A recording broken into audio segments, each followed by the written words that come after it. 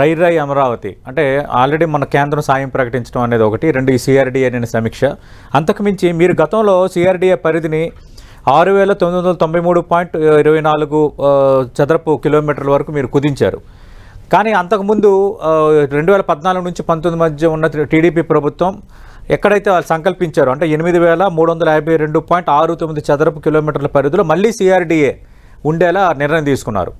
అలాగే గతంలో సింగపూర్కి సంబంధించిన డీల్ని తిరిగి పునరుద్ధరించడం, గతంలో ఎవరైతే డెవలప్మెంట్కి సంబంధించి తీసుకున్నారో వాళ్ళకి మళ్ళీ పిలవడం, అంటే అమరావతికి ఒక రూపం సంతరించుకునే దిశగా అడుగులు పడుతున్నాయి. 3 ఏళ్లలో రాజధాని అమరావతిని పూర్తి స్థాయిలో అందుబాటులోకి తేబోతున్నాం. ఇది నిన్న మంత్రి నారాయణ చేసిన ప్రకటన. సతీష్ గారు, ముందుగా మీకు ప్యానెల్లో ఉన్న అందరికీ 10 టీవీ ప్రేక్షకులందరూ నమస్కారాలు. నమస్తే అండి. 2014లో చంద్రబాబు నాయుడు గారు అధికారంలోకి వచ్చిన తర్వాత ఒక 5-6 నెలల నుంచి స్టార్ట్ అయినటువంటి వ్యధ రథ అనాలన్నమాట. ఇదంతా 5 ఏళ్ల పాటు నడిచిందప్పుడు మళ్ళీ అంతకు మించి ఇప్పుడు అదే స్టోరీ నడుస్తుంది తప్ప దీంట్లో కొత్తదనం ఏమి ఉండదు. ఎందుకు కొత్తదనం ఉన్నంటున్నా అంటే ఇస్తాంబుల్ పోతే ఇస్తాంబుల్ తరహా రాజధాని, చైనా పోతే చైనా తరహా రాజధాని, సింగపూర్ వెళ్తే సింగపూర్ తరహా రాజధాని, శ్రీలంక పోతే శ్రీలంకతో మేము ఒప్పందం కుదుర్చుకొని ఆ తరహా అభివృద్ధి చేస్తున్నాం అమరావతిలో. ఈ సొదంతా అదే మంత్రిగా ఉన్నటువంటి నారాయణ గారు ఇదే డిబేట్లు ఇదే చర్చలో 2014 నుంచి 19 దాకా నడిచింది. మళ్ళీ ఇప్పుడు 24 నుంచి 29 దాకా నడిచింది తప్ప అమరావతి నిర్మాణం అనేది చంద్రబాబు నాయుడు గారు తలకిందులు తపస్సు చేసిన కొత్త రాజధాని నిర్మాణం అనేది ఈ ప్రపంచంలో ఎక్కడ సాధ్యం కాదు. మహా అయితే ఇప్పుడు 3 బిల్డింగ్లు ఉన్నాయి, ఏదైతే తాత్కాలిక సచివాలయం, తాత్కాలిక అసెంబ్లీ, తాత్కాలిక హైకోర్టు, ఇంకొక 4-5 బిల్డింగ్ల నిర్మాణాలు జరుగుతాయి, లేకపోతే ఇంకొక 7-8 బిల్డింగ్ల నిర్మాణాలు జరుగుతాయి తప్ప రాజధాని నిర్మాణం అనేది పూర్తి కాదు. ఎందుకంటే వీళ్ళు చెబుతున్నటువంటి సింగపూర్ కన్సార్టియంతో ఒప్పందం అనేది ఒక అవినీతి ప్రాజెక్ట్. అది ఎందుకు ఆ మాట అంటున్నా అంటే వీళ్ళు 1691 ఎకరాలు సీడ్ క్యాపిటల్లో మేము సింగపూర్ కన్సార్టియంతో ఒప్పందం చేసుకుంటున్నాం అని చెప్పి అంతకుముందు వీళ్ళు అధికారంలో ఉన్నప్పుడు చంద్రబాబు నాయుడు గారు ముఖ్యమంత్రిగా ఉన్నప్పుడు ప్రకటించారు. దాంట్లో ఏంటంటే 371 ఎకరాల్లో 5,500 కోట్లు పెట్టి అప్పుడు చెప్పింది ఇదే మంత్రిగా ఉన్న నారాయణ గారు చెప్పింది 5,500 కోట్లు పెట్టి 371 ఎకరాల్లో నిర్మాణాలు మౌలిక సదుపాయాలు మేము కల్పిస్తాము, అలానే 250 ఎకరాలను సింగపూర్ వాళ్ళకి ఉచితంగా ఇచ్చేస్తాము, ఏది ఆ కన్సార్టియం వాళ్ళకి. అలానే మిగిలిన 1,170 ఎకరాలని ఎకరం 4 కోట్ల చొప్పున అమ్మితే 4,280 కోట్లు వస్తాయి. ఆ అమ్మిన వచ్చిన డబ్బుల్లో 42% మాత్రం ఆంధ్రప్రదేశ్ ప్రభుత్వానికి, 58% సింగపూర్కి. సింగపూర్ ప్రభుత్వం రూపాయి డబ్బులు పెట్టదు. సింగపూర్ ప్రభుత్వం కాదు సార్, సింగపూర్ కన్సార్టియం అనేది ఓ ప్రైవేట్ కంపెనీలకు సంబంధించింది. దాంట్లో మొన్న అవినీతి కేసులో ఫార్ములా 1కు సంబంధించి అవినీతి కేసులో అరెస్ట్ అయినటువంటి సింగపూర్ మంత్రిగా ఉన్నటువంటి ఈశ్వరన్ గారే దీనికి అథారిటీ. ఆయనతో ఒకటి క్రియేట్ చేయించారు, అమరావతి డెవలప్మెంట్ అథారిటీ, ఏడీఏ అనేది క్రియేట్ చేసి దానికి డైరెక్టర్ ఏదైతే ఈశ్వరన్. ఇప్పుడు మరి అదే కన్సార్టియంతో మీరు ఒప్పందం అని చెప్తే సింగపూర్ ఆ కన్సార్టియం 58% అదే కన్సార్టియం అనే క్లారిటీ ఏమి ఇవ్వలేదు. నేను చెప్పింది ఏంటంటే సీడ్ క్యాపిటల్ నిర్మాణం విషయంలో సింగపూర్ ప్రభుత్వంతో ఉన్న ఒప్పందాన్ని గత ప్రభుత్వం రద్దు చేసింది. మంత్రి నారాయణ చేసిన కామెంట్స్ చెప్తున్నా మీకు. సీడ్ క్యాపిటల్ నిర్మాణం విషయంలో తిరిగి సింగపూర్ ప్రభుత్వ ప్రతినిధులతో సంప్రదింపులు జరపాలని నిర్ణయించాము అని. దీన్ని సింగపూర్ ప్రభుత్వంలో సింగపూర్ పార్లమెంట్ లో అడిగారు సార్. అక్కడ అప్పుడు ఉన్నటువంటి అపోజిషన్ లీడర్ అడిగితే అప్పుడు అపోజిషన్ లీడర్ ఏంటి మన ప్రభుత్వం ఇండియాలో ఏదైనా ప్రాజెక్ట్ సంబంధించి మనం ఒప్పందం కుదుర్చుకున్నామంటే అక్కడ డైరెక్ట్ గా అక్కడ ఉన్నటువంటి ప్రభుత్వం అంటే దాంట్లో మంత్రిగా ఉన్నటువంటి ఈశ్వరన్ ఉన్నాడు, ఇది ప్రభుత్వం కుదుర్చుకున్న ఒప్పందం కాదు, ఇక్కడ ఉన్నటువంటి ప్రైవేట్ కంపెనీల్లో ప్రభుత్వానికి కొంత వాటా ఉంటది కాబట్టి ఆ ప్రైవేట్ కంపెనీల కన్సార్టియం కుదుర్చుకున్నటువంటి ఒప్పందం దీనికి సింగపూర్ ప్రభుత్వానికి ఎటువంటి డీల్ లేదని చెప్పి సాక్షాత్ అపోజిషన్ లీడర్ అప్పుడు అడిగితే సింగపూర్ పార్లమెంట్ లో చెప్పినటువంటిది. ఇదేంటంటే దోచుకునేటటువంటి ఒక అంశంగా ఇప్పుడు సింగపూర్ మంత్రి ఈశ్వరన్ పెట్టుకొని నడిపినటువంటి డ్రామా. ఇప్పుడు అతను అవినీతి కేసులో అరెస్ట్ అయ్యాడు. సో ఇప్పుడు అసలు దీనికి సింగపూర్ వాళ్ళకి మనం ఎందుకు రండి డబ్బులు ఇవ్వటం, వాళ్ళు ఏమైనా రూపాయి డబ్బులు పెడుతున్నారా? 58% అంటే సింగపూర్ ఎవరైతే ఆ కంపెనీలు ఉంటాయో వాళ్ళకి 58% అమ్మగా వచ్చిన డబ్బులు 58% ఇస్తామంట. పర్యవేక్షణ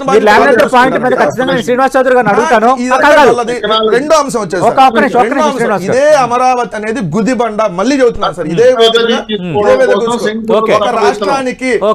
ఒక రాష్ట్రానికి సంబంధించి కొత్తగా రాజధాని నిర్మాణం అనేది ఏదైతే ఒక 9 నవనగరాలు కడతాం అనేది అది పాజిబుల్ అయ్యేటటువంటి అంశం కాదు. ఎందుకంటే ఇప్పుడే అమరావతి ఎంత గుదిబండగా తయారైందంటే 5,000 కోట్ల రూపాయలు అప్పులు తెచ్చారు సతీష్ గారు.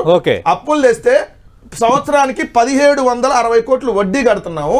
అంటే నేను అందరి పన్నులతో కలిసి ఆంధ్రప్రదేశ్ రాష్ట్ర ప్రజల పన్నుతో అంటే దాదాపుగా తీసుకొచ్చింది 2015 నుంచి తీసుకొని వచ్చారు. ఓకే. దీనికి ఇప్పుడు వడ్డీ 10 ఏళ్ల పాటు కట్టాలి. అసలు వడ్డీ అంటే 10 ఏళ్ల పాటు కట్టాలని సంవత్సరానికి 1760 కోట్లు.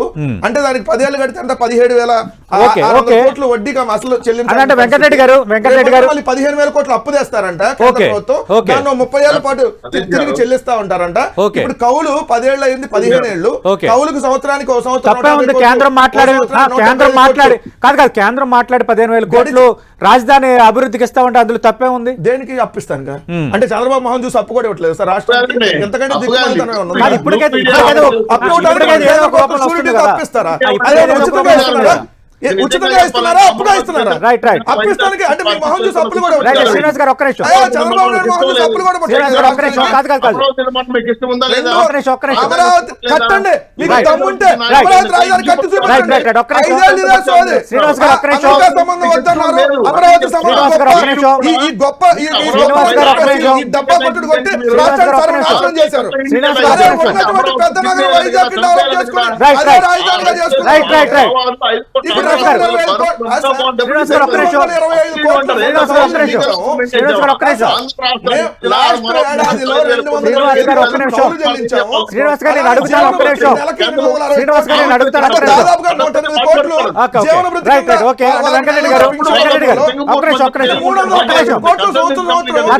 నాకు ఛాన్స్ ఇవ్వండి శ్రీనివాస్ గారు ఒక్క నిమిషం.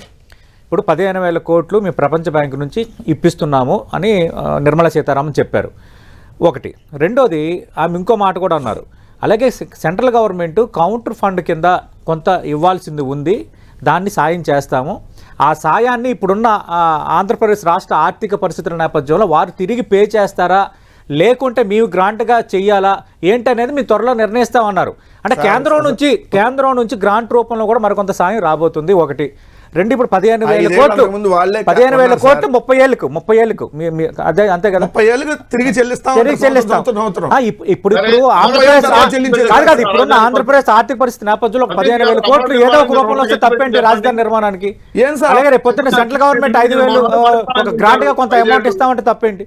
15,000 కోట్లు కాదు సార్, 1000 కోట్లు ఉచితంగా ఇవ్వమండి సెంట్రల్ గవర్నమెంట్ ని. మీరు ముగ్గురు ఉన్నారు కదా మంత్రులు, 1000 కోట్లు మేము ఉచితంగా అమరావతి ఇవ్వనని చెప్పిందా కేంద్రం? 15,000 కోట్లు అప్పైందండి కేంద్ర ప్రభుత్వం. నేను అదే అంటున్నాను. ఆ రోజు మీడియా సమావేశంలోనే నిర్మలా సీతారామన్ చెప్పిన మాట సాక్షాత్ ఆమె చెప్పింది, ఇది గ్రాంట్ కాదు, తీసుకొని వాళ్ళకి ఇస్తాము. అదే సందర్భంలో ఢిల్లీలో మీడియా ప్రతినిధులు అదే ప్రెస్ మీట్ అడిగినప్పుడు ఒక్క నిమిషం శ్రీనివాస్ గారు ఒక్క నిమిషం 1 by 1 మాట్లాడదాం. శ్రీనివాస్ గారు ఒక్క నిమిషం 1 by 1 మాట్లాడదాం. శ్రీనివాస్ గారు ఒక్క నిమిషం 1 by 1 మాట్లాడదాం. ఆ రోజు నిర్మలా సీతారామన్ చెప్పిన మాట ఏంటంటే, మరి మీరు ఇది అప్పుగా ఇస్తున్నప్పుడు మీరు చేసే సాయం ఏంటంటే, ఆమె చెప్పిన మాట కౌంటర్ ఫండింగ్ కూడా ఉంటుంది సెంట్రల్ గవర్నమెంట్ నుంచి. అయితే అది తిరిగి ఆంధ్రప్రదేశ్ ఉన్న ఆర్థిక పరిస్థితుల నేపథ్యంలో తిరిగి వాళ్ళు పే చేసుకునే పరిస్థితులు ఉన్నారా లేదంటే మేము గ్రాంట్గా సాయం చేయాలనేది త్వరలో నిర్ణయం తీసుకోబోతున్నామని. అంటే సెంట్రల్ గవర్నమెంట్ నుంచి కూడా ఒక గ్రాంట్ రాబోతుంది రాజధానికి సంబంధించి. ఎప్పుడు ఇస్తున్నారు సార్? నిర్మలా సీతారామన్ చెప్పారు. వీళ్ళే ఉన్నారు కదా సార్ క్యాబినెట్ లో. ఇప్పుడు కొత్త ప్రభుత్వాలు వచ్చాయి కదా, ఇవ్వకపోతే మనం ప్రభుత్వమే సార్, పాత ప్రభుత్వమే. 2014 నుంచి నిర్మలా సీతారామన్ తన మాట కట్టుబడి ఇవ్వకపోతే ఇదే వేదిక మీద నుంచి అడుగుదాం. ఎన్డీఏలో నుంచి తప్పుకున్నా మళ్ళీ కేంద్రం ఏం లేదంటారు. ఇప్పుడు ఎన్డీఏలో కలిసి ఉంటే కేంద్రం బ్రహ్మాండంగా ఇస్తుంటారు. వెంకటరెడ్డి గారు ఒక క్లారిటీ సార్ 15,000 కోట్లు అప్ప లేదంటే 15,000 కోట్లు మీరు కేంద్రం నుంచి ఒక్క రూపాయి కూడా రాష్ట్ర ప్రభుత్వం కట్టకుండా తీసుకొచ్చే దమ్ము మీరుందా అడుగుతున్నా సూటిగా చెప్పండి. ప్రపంచ బ్యాంక్ నుంచి చెప్పేది, ప్రపంచ బ్యాంక్ నుంచి మేము ఇప్పిస్తామని చెప్పారు నిర్మలా సీతారామన్. అయితే ఆ రోజే మళ్ళీ కౌంటర్ ఫండ్ ఇస్తామని చెప్పారు కాబట్టి, కౌంటర్ రైడ్ ఇస్తామని చెప్పారు కాబట్టి ఆటోమేటిక్ గా సెంట్రల్ గవర్నమెంట్ సాయం చేయడానికి ఎందుకు అనుకోవాలి మనం? ముందుగా తెచ్చి అమరావతి రియల్ ఎస్టేట్ ని బిల్డప్ చేయబోతున్నారు అంతే కదా. అప్పులు తెచ్చి అమరావతి రియల్ ఎస్టేట్ ని బిల్డప్ చేయబోతున్నారు. మీ బినామీల కోసం, కొన్న భూములు రేట్లు పెరగడం కోసం, 4 రోడ్లు వేసి కోసం ఈ రాష్ట్రానికి ఒక గుదిబండగా అమరావతిని ఆల్రెడీ తయారు చేసి 17,060 కోట్లు అసలు వడ్డీ చెల్లిస్తున్నాం సార్. 5,000 కోట్లు సార్. 5,000 కోట్లు 17,060 కోట్లు వడ్డీ చెల్లిస్తున్నారు. మళ్ళీ 15,000 కోట్లు. అరే ఉన్న నగరాన్ని పెద్ద 5,000 కోట్లు పెట్టి బ్రహ్మాండంగా శ్రీనివాస్ గారు మాట్లాడండి. అమరావతి విషయంలో మీ పాత స్టాండ్ మీద ఉన్నారు మీరు, ఇంకా వైఎస్ఆర్ కాంగ్రెస్ పార్టీ స్టాండ్ మారలేదా? 100%. 3 రాజధానులు మీ స్టాండ్ ఇప్పటికి 3 స్టాండ్ లేదు. ఆంధ్రప్రదేశ్ రాష్ట్రానికి మొన్న మీ ఓటమికి అది కూడా ప్రధాన కారణం అని బాగా చర్చ జరుగుతున్న నేపథ్యంలో ఇప్పుడు కూడా అంటే మళ్ళీ మీరు అధికారంలో వస్తే 3 రాజధానులేనా? ఓడిపోయినప్పుడు 100 రకాల కారణాలు 100 రకాలుగా విశ్లేషిస్తారు. ఓకే, మేము ఆంధ్రప్రదేశ్ రాష్ట్రంలో బ్రహ్మాండంగా ఉన్నటువంటి విశాఖపట్నం నగరం, అతి పెద్ద నగరంగా ఉన్నటువంటి విశాఖపట్నం నగరం ఈ రోజు సంపద నిజంగా సృష్టించేటటువంటి ఇప్పటికీ 3 రాజధానుల స్టాండ్ కి వైసీపీ కట్టుబడి ఉందా? అమరావతికి వ్యతిరేకంగా సార్, అమరావతి ఒక రాజధానిగా ఉంటది, విశాఖపట్నం, కర్నూలు ఈ 3 ప్రాంతాలు సమానంగా అభివృద్ధి చెందాలనేటటువంటి ఆకాంక్ష ఏదైతే ఉందో దానికి ఖచ్చితంగా మేము కట్టుబడి ఉన్నాం. ఓకే, మీరు కట్టుబడి ఉన్నారు, మీరు కట్టుబడి ఉన్నారు. ఒక్క నిమిషం, మీరు కట్టుబడి ఉన్నారు, వాళ్ళు అమరావతి రాజధాని అన్నారు.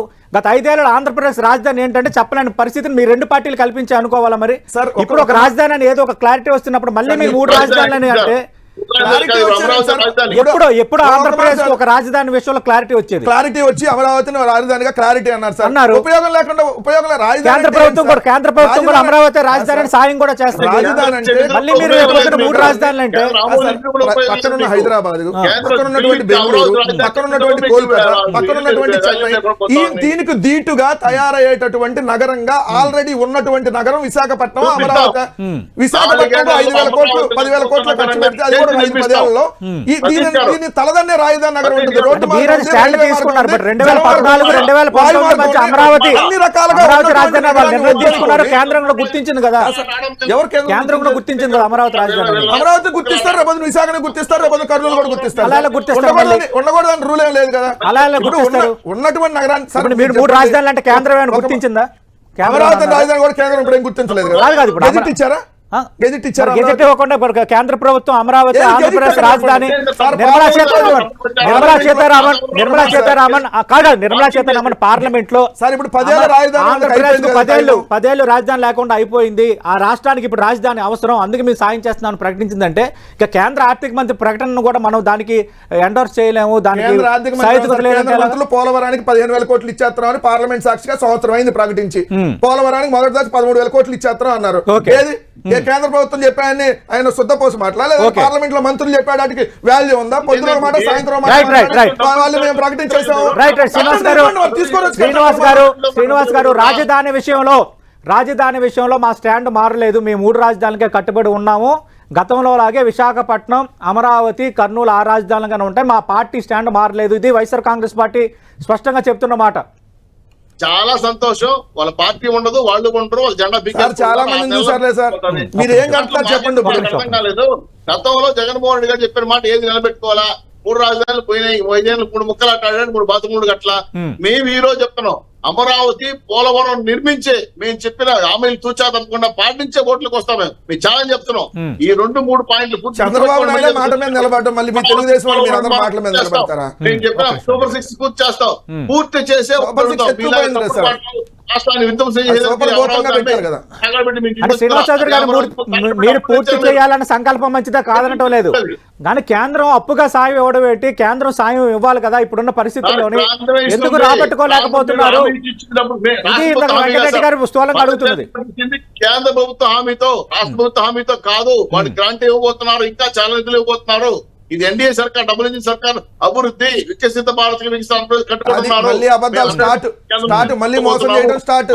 మీరు మారారు సార్, ఎన్నాళ్ళు మధ్య పెట్టారు సార్. ఇలా 10 ఛానల్ ఉన్నాయి కాబట్టి మీకు ఏది నడిచిద్దని అనుకుంటే కాదు కదా. 10 ఛానల్ ఉన్నాయి కాబట్టి ఏది చెప్పినా నడిచిద్ది అనుకుంటే కాదు. ఛానల్ ఉన్నా, పత్రికలున్నా, ప్రజల మ్యాండేట్ అనేది ఫైనల్.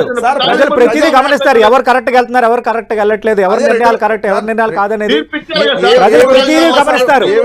మీరు మాట్లాడినంత మాత్రానో, మనం మాట్లాడినంత మాత్రానో, ఒక 10 మీడియా ఛానళ్లు, ఒక 10 మీడియా పత్రికలు రాసినంత మాత్రాన కాదు. పబ్లిక్ చాలా తెలివి మీరు ఉన్నారు, పబ్లిక్ ప్రతిదీ ఆలోచన చేస్తున్నారు.